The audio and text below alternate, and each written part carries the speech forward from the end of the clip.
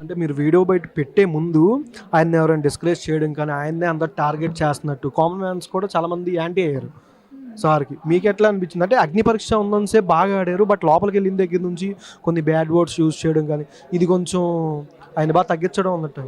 Bad words అంటే అంటే ఈయన యూజ్ చేశారనా?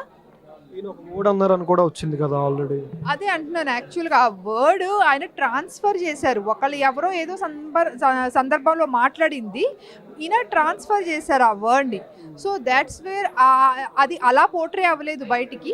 అండ్ మోర్ ఓవర్ అప్పుడు అట్లా అయింది అని అనుకుంటే ఆ 2 వర్డ్స్ ట్రోల్ అవ్వాలి కదా బయట. ఆ పర్సన్స్ ఇద్దరు ట్రోల్ అవ్వాలి. But only the single person is been trolled even for the thing ఏదైతే ఆయన ఇష్టంగా చేసుకుని వెళ్ళింది కాదు. షో మీద రెస్పెక్ట్‌తో షో కోసం తీసుకున్న డెసిషన్ డేర్ ఏదైతే చేశారో దాని మీద ట్రోల్ చేయడం అనేది ఇంకా అది జనాల ఆ విచక్షణ లేకుండా అది కూడా గ్రహించకుండా అక్నాలెడ్జ్ చేయకుండా అంత ఆ మాట అన్నారనేసి అదొక కన్సర్న్. అది